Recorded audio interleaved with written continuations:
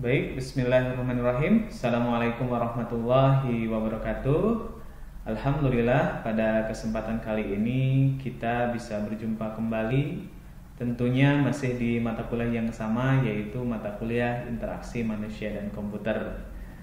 Pada kesempatan kali ini, Bapak Ibu, kita akan membahas tentang materi dialog.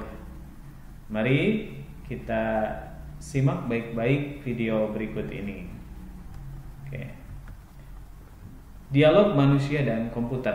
Di sini secara umum dialog adalah percakapan antara dua kelompok atau lebih. Jadi bisa dikatakan bahwa akan terjadi sebuah dialog apabila minimal ada dua kelompok atau lebih, ya.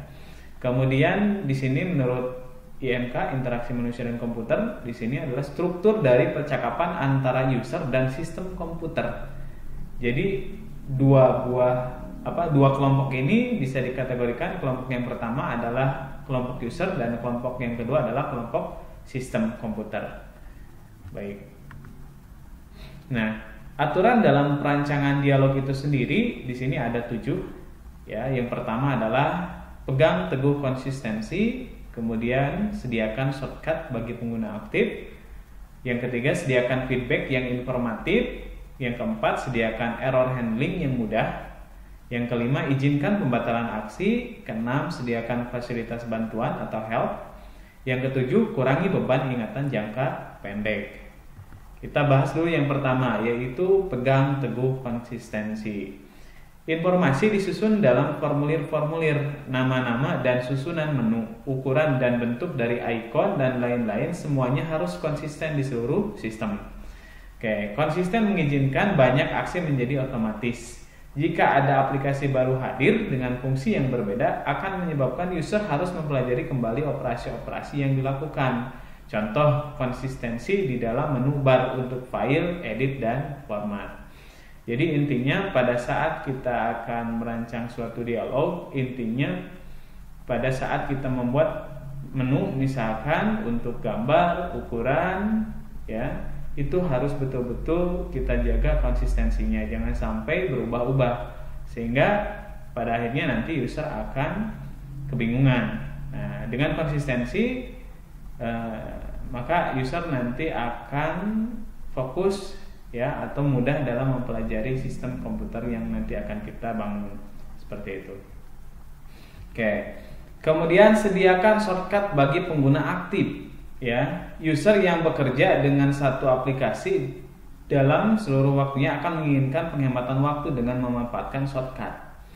User mulai hilang kesabaran dengan urutan menu panjang ketika mereka sudah tahu pasti apa yang mereka kerjakan. Shortcut key dapat mereduksi jumlah interaksi untuk tugas yang diberikan. Desainer dapat menyediakan fasilitas makro bagi user untuk membuat shortcut bagi dirinya sendiri, ya. Dengan shortcut membuat user lebih produktif. Ya, nah di sini sediakan shortcut bagi pengguna aktif. Jadi pada saat Bapak Ibu mengerjakan suatu aplikasi yang memang aplikasi tersebut misalkan menjadi aplikasi memang rutinitasnya kita lakukan atau kita manfaatkan setiap hari. Nah biasanya aplikasi yang bagus atau sistem komputer yang bagus itu adalah dia akan menyediakan sebuah shortcut atau jalan pintas, ya, pada saat kita ingin memasuki aplikasi yang biasa kita gunakan, seperti itu. Ya, contohnya pemanfaatan shortcut yang ada pada desktop, ya, di Windows misalkan, seperti itu. Oke. Nah, yang selanjutnya Bapak Ibu di sini sediakan feedback yang informatif. Setiap aksi dari user harus ada feedback dari komputer untuk menunjukkan hasil dari aksi tersebut. Contoh, jika user mengklik sebuah button harus secara visual ada perubahan bentuk atau bisa berbunyi yang mengindikasikan komputer telah meresponnya. Feedback sangat penting bagi user, ya. Contoh misal jika komputer sedang melakukan proses tertentu, maka perlu ada informasi, ya, seperti itu. Nah, di sini ada gambarannya Bapak Ibu pada saat misalkan melakukan copy, ya, ada feedback, ya, yang memberikan informasi keberlangsungan proses kopi ya, atau misalkan berapa persen lagi nih gitu kan copy filenya. Nah ini sangat penting sekali sebagai bahan untuk informasi yang nantinya akan diterima oleh pengguna, sehingga pengguna tidak akan kebingungan seperti itu ya. Atau pada saat nanti Bapak Ibu misalkan mengklik sebuah button nih ya, pada saat kita klik button ini ya, user harus tahu ya apakah betul-betul dia berhasil mengklik atau tidak gitu ya. Mungkin mengindikasikannya dengan bentuk animasi button down atau button up seperti itu ya. Ada perubahan lah ya secara animasi seperti itu. Oke. Yang selanjutnya, sediakan error handling yang mudah. Artinya kita harus menyediakan penanganan error pada saat misalkan user melakukan kesalahan. Error dapat menjadi masalah yang serius sehingga desainer harus mencoba mencegah user membuat error. Ketika error terjadi, perlu cara mengatasinya. Pesan error harus dinyatakan secara jelas apa kesalahannya dan menerangkan bagaimana kesalahan tersebut terjadi. Hindari pesan yang menakutkan atau menyalahkan user seperti fatal error ya 2005 misalkan seperti itu. Juga sediakan informasi yang memudahkan untuk mengkoreksi error tersebut ya. Misalkan contoh seperti ini, contoh error handling. Mungkin Bapak Ibu pernah mungkin sering menjumpai pada saat ada waktu-waktu tertentu di mana ada aplikasi yang memang ada masalah, dia crash, kemudian muncul error. Atau misalkan pada saat kita browsing tiba-tiba alamat websitenya tidak ditemukan atau koneksinya misalkan bermasalah, biasanya akan ada penanganan error seperti itu. Nah, contoh kayak pada saat kita misalkan cari sebuah ini ya, misalkan informasi di Google, contoh misalkan kita masukkan kata yang katakanlah misalkan tidak sempurna ya, harusnya Google ini malah jadi ogle gitu ya, atau ogle gitu kan. Nah, pada saat Google di mesin pencarian search engine ini kita cari, maka kata tersebut ya tentunya salah ya penulisannya. Maka ada error handling yang disediakan oleh Google ya, dengan cara menanyakan kembali ya, did you mean Google ya, apa maksud Anda, apakah Google, seperti itu sangat informatif sekali seperti itu. Oke. Kemudian di sini izinkan pembatalan aksi. User memerlukan bahwa ketika mereka sudah memilih opsi dan membuat aksi, aktivitas itu dapat dibatalkan atau kembali ke kondisi sebelumnya dengan mudah ya. Mengizinkan user untuk belajar tentang sistem dengan melakukan eksplorasi ya. Jika mereka melakukan kesalahan, mereka dapat membatalkan aksinya. Jika user akan menghapus sesuatu yang substansial, misal sebuah file, sistem harus meminta konfirmasi terhadap aksi tersebut.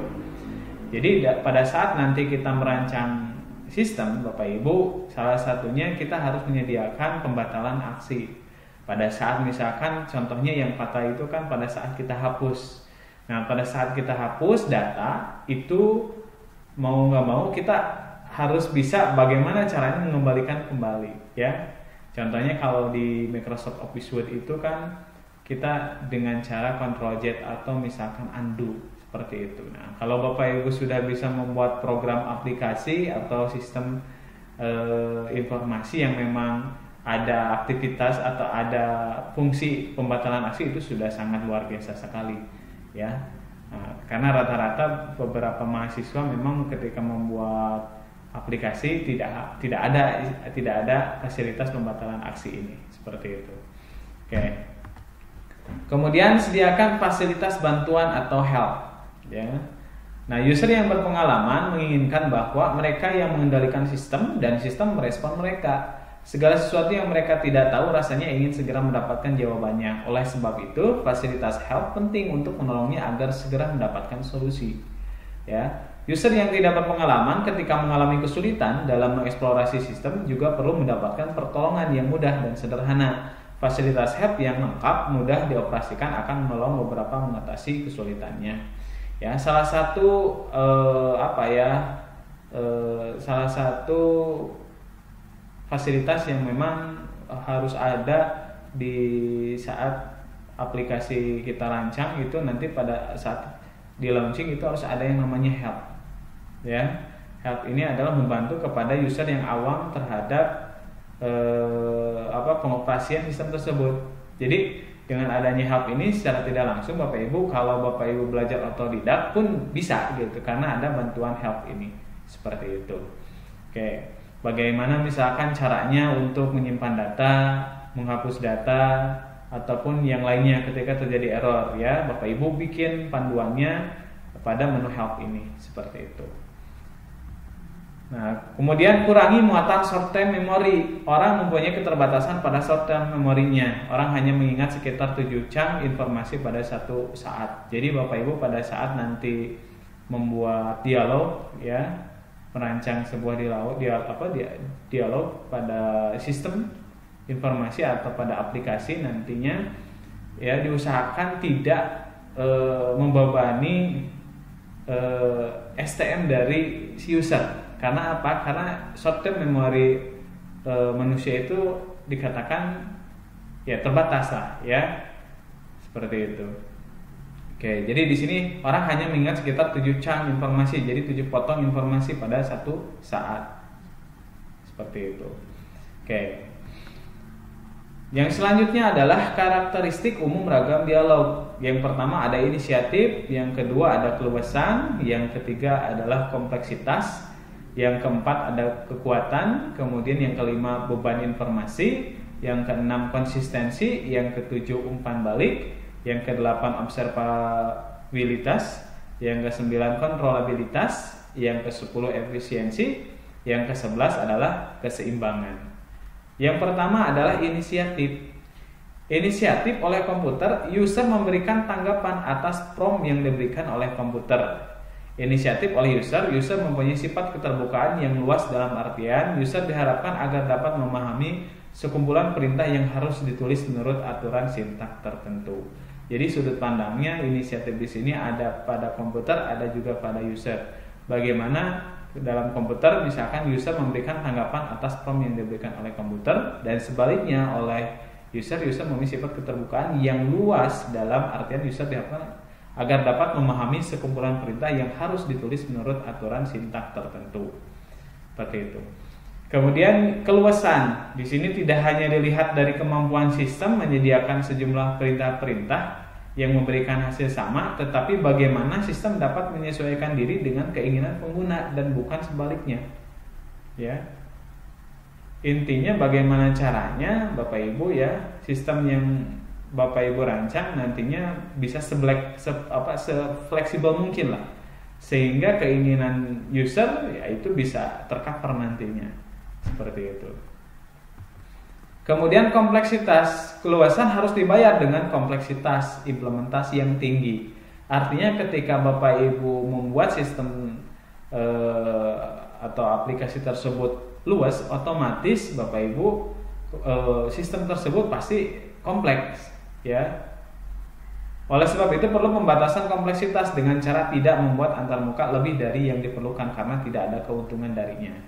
Jadi karena memang arahnya nanti kompleks, maka Bapak Ibu cukup batasi hanya yang memang perlu saja, dan kalau yang tidak perlu jangan dibuat, seperti itu. Jadi tidak berlebihan. Kemudian kekuatan didefinisikan sebagai jumlah kerja yang dapat dilakukan oleh sistem untuk setiap perintah yang diberikan oleh user. Aspek ini dapat berbenturan dengan aspek keluasan dan kompleksitas. Ya. Oke. Yang kelima adalah beban informasi. Penyampaian informasi dalam dialog yang sesuai dengan kebutuhan pengguna. Ya. Kemudian konsistensi, suatu atribut yang dapat mendorong user mengembangkan mentalitas dengan cara memberikan semacam petunjuk untuk mengeksplorasi pengetahuan tentang pemahaman perintah-perintah baru dengan option yang sudah ada. Ya.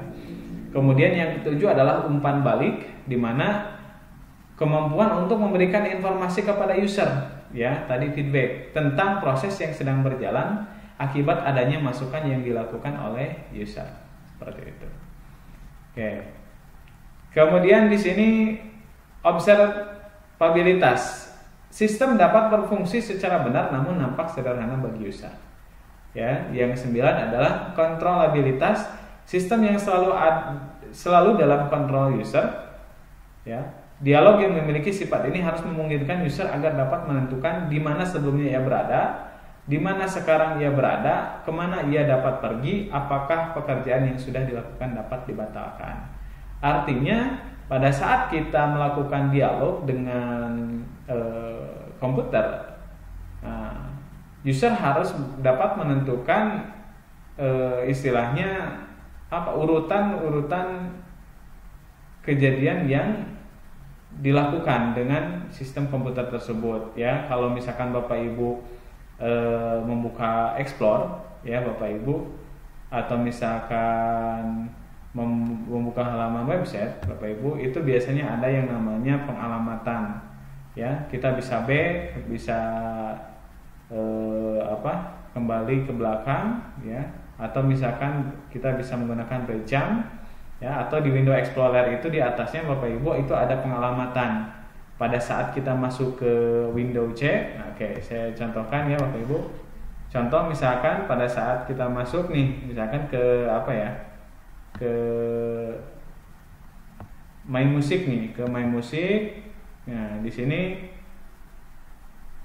posisinya terlihat dari disk PC kemudian ke musik sampai nanti kita buka lagi, ya. Masuk lagi. Nah, ini terlihat ya, user tahu bahwa posisi kita sekarang ada di folder ini, seperti itu. Oke. Kemudian efisiensi sangat penting jika berpengaruh pada waktu tanggap atau laju penampilan sistem, seringkali dengan menggunakan hasil teknologi baru. Contoh penggunaan hotkey, Ctrl B, misalkan F1 dan lain-lain, ya.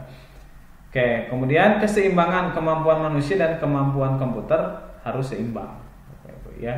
Artinya berdasarkan di materi awal-awal, kita harus mengetahui batasan dan kelebihan masing-masing antara batasan manusia dan batasan komputer seperti apa, sehingga proses interaksinya bisa seimbang seperti itu.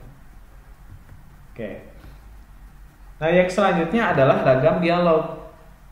Nah, di sini ada 9. Yang pertama adalah dialog berbasis perintah tunggal atau common language. Yang kedua adalah dialog berbasis bahasa pemrograman. Yang ketiga antarmuka berbasis bahasa alami. Yang keempat manipulasi langsung. Yang kelima sistem menu. Yang keenam dialog berbasis pengisian borang. Yang ketujuh adalah antarmuka berbasis icon. Yang ke-8 sistem window. Yang ke-9 antarmuka berbasis interaksi grafis. Yang pertama adalah common language, ya. Bahasa perintah biasanya diperlukan dalam sistem operasi DOS dan Unix. User menulis suatu perintah dan menunggu respon dari sistem. Jika hasilnya benar, perintah berikutnya diterbitkan. Jika salah, tindakan selanjutnya ada di tangan user. Contoh misalkan Bapak Ibu untuk common language ini, kalau mungkin Bapak Ibu dulu belum pernah mengenal DOS atau DOS, ya. Nah, mungkin Bapak Ibu di komputer kita di khususnya Windows itu ada yang namanya command prompt atau ibaratnya terminal lah, ya. Nah, pada saat kita akan melakukan aksi-aksi biasanya tidak ada tampilan grafis, biasanya dengan perintah berbasiskan perintah teks seperti itu. Nah, contohnya seperti di bawah, ya. Dir misalkan, ya, dir bintang.doc, ya, kemudian copy.doc, letter dan lain-lain lah, ya. Perintah misalkan untuk melihat isi direktori atau perintah untuk mengcopy sebuah file atau dan lainnya, itunya diketik menggunakan perintah berbasiskan teks seperti itu. Kemudian di sini keuntungannya apa menggunakan common language? Yang pertama luas. Ya, luas karena apa? Ya, dengan menggunakan perintah teks seperti itu. Kemudian inisiatif pada pengguna, nyaman dalam penciptaannya, kemudian memperdayakan user, cepat, efisien, akurat. Kerugiannya membutuhkan pelatihan yang lama. Nah, di sini membutuhkan pelatihan yang lama karena apa? Karena di sini memang user perlu mengetahui fungsi-fungsi atau perintah-perintah dari common language ini, gitu. Kalau misalkan tidak tahu, berarti tidak akan ada yang bisa dioperasikan. Mungkin berbeda dengan tampilan menu yang tampil tinggal kita klik-klik saja, itu akan sangat mudah sekali. Kemudian membutuhkan penggunaan yang teratur, ya, beban ingatan yang tinggi, betul, karena kita harus mengingat setiap perintahnya. Kemudian jelek dalam menangani kesalahan, seperti itu. Oke, yang kedua adalah bahasa pemrograman, merupakan ragam dialog yang memungkinkan pengguna untuk mengemas sejumlah perintah ke dalam suatu berkas yang sering disebut batch file. Ya, perintah yang dituliskan tidak harus menggunakan salah satu bahasa pemrograman baik level rendah maupun level tinggi seperti assembler, Pascal, C, Fortran, atau basic, tetapi harus mengikuti aturan-aturan tertentu. Oke. Kemudian bahasa alami, sistem harus tunduk dan merespon kalimat-kalimat dan frase-frase pada bahasa alami. Keuntungan mengurangi beban mempelajari sintak. Jadi kalau misalkan tadi dalam bahasa pemrograman, Bapak Ibu harus belajar dulu, ya, sintak-sintaknya. Nah, sedangkan pada bahasa alami di sini kita bisa menggunakan frase-frase pada bahasa alami, misalkan, ya. Kemudian kerugiannya memerlukan dialog klarifikasi, memerlukan lebih banyak pengetikan, tidak dapat diprediksi, ya. Kemudian contoh instruksi bahasa alami, contohnya seperti ini. Cetak daftar semua mahasiswa yang mempunyai IP semester lebih besar dari 3,0. Nah, bahasa di atas kemudian diterjemahkan ke dalam instruksi yang ekuivalen dengan dbase atau foxpro sebagai berikut ini. Misalkan display all for IP semester lebih dari 3.0, atau dalam dialog Turbo Pascal while not if t do begin, ya, read ln t, s dan sebagainya macamnya. Ini kalau misalkan dikonversikan ke dalam bahasa pemrograman, jadinya seperti ini. Oke. Yang keempat, manipulasi langsung. User berinteraksi secara langsung dengan objek pada layar grafis, sementara sistem menyediakan umpan balik yang cepat pada user. Keuntungannya apa? Mempunyai analogi yang jelas dengan suatu pekerjaan nyata. Kemudian mengurangi waktu pembelajaran, memberikan tantangan untuk eksplorasi pekerjaan yang nyata, penampilan visual yang bagus, mudah dioperasikan, tersedianya berbagai perangkat bantu untuk merancang ragam dialog manipulasi langsung. Kerugiannya memerlukan program yang rumit dan berukuran besar, memerlukan tampilan grafis berkinerja tinggi, memerlukan piranti masukan seperti mouse, trackball, dan lain-lain, kemudian memerlukan perancangan tampilan dengan kualifikasi tertentu. Oke. Nah, contohnya seperti ini, ya. Jadi kalau manipulasi langsung itu posisinya lebih ke tampilannya sudah masuk ke graphic user interface seperti itu. Oke. Nah, kemudian yang kelima adalah sistem menu. Pengguna menentukan satu dari sejumlah pilihan pada daftar, kemudian menerapkan sintak untuk mengindikasikan pilihan, menegaskan pilihan, memulai aksi, dan mengamati hasil. Keuntungannya apa? Proses belajarnya singkat, kemudian mengurangi pengetikan, kesalahan mudah diatasi, struktur terdefinisi dengan baik, beban memori rendah, perancangannya mudah. Sedangkan kerugiannya proses sedikit lambat, ya, menghabiskan ruang layar, kurang cocok untuk aktivitas pemasukan data, kemudian memerlukan kecepatan tampilan yang tinggi. Oke, kalau sistem menu contohnya seperti inilah, ya. Contoh sistem menu datar, sistem informasi akademik, registrasi mahasiswa baru, ya.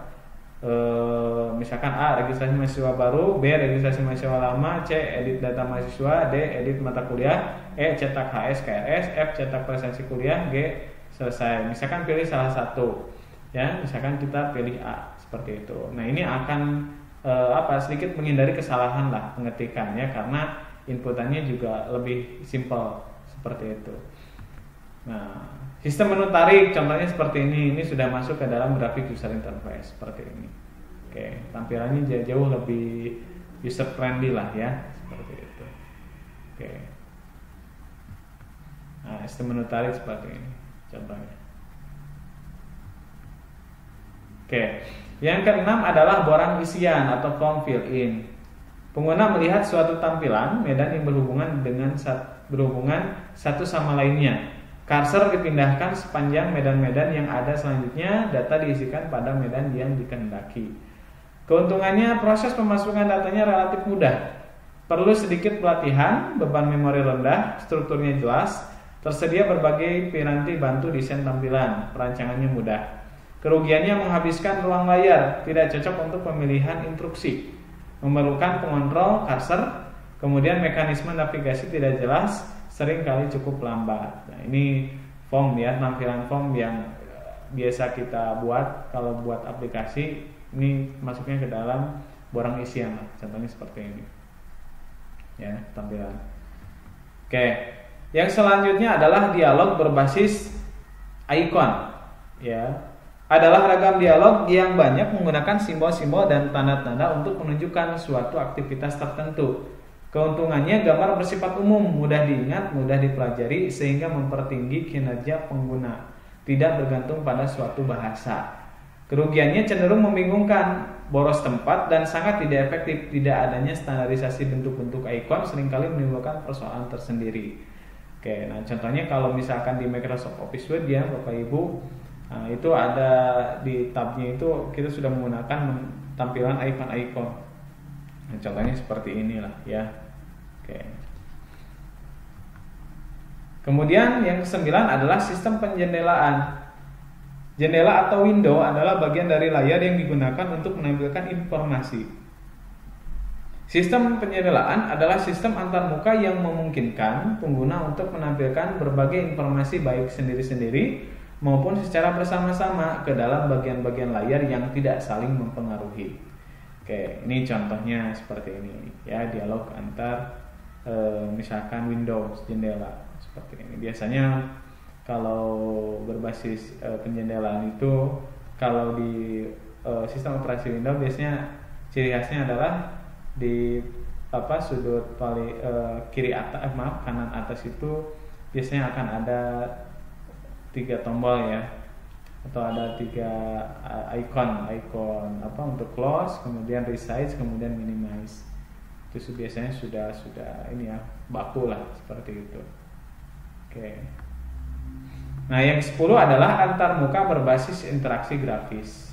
Nah, contohnya pada Microsoft Office Word, ketika cursor mendekati suatu ikon akan muncul pesan yang menunjukkan arti ikon tersebut. Ya. Oke, jadi pada saat kita masuk di antarmuka berbasis interaksi grafis, itu biasanya kombinasi dari beberapa dialog ya. Misalkan ada menu ya, kemudian ada menu, ada ikon ya. Kemudian ada interaksinya seperti itu. Oke. Baik Bapak Ibu, untuk materi kita ya kali ini cukup sekian ya Bapak Ibu. Barangkali ada yang ingin ditanyakan tentang dialog, silahkan bisa tulis di komentar pada video ini ataupun bisa menghubungi saya via WhatsApp ya. Oke. Nah, untuk materi kita kali ini yaitu tentang dialog pada mata kuliah interaksi manusia dan komputer. Nah, mungkin dicukupkan sekian Bapak Ibu. Mohon maaf apabila banyak sekali kekurangan dalam penyampaian. Akhir kata saya ucapkan Assalamualaikum warahmatullahi wabarakatuh.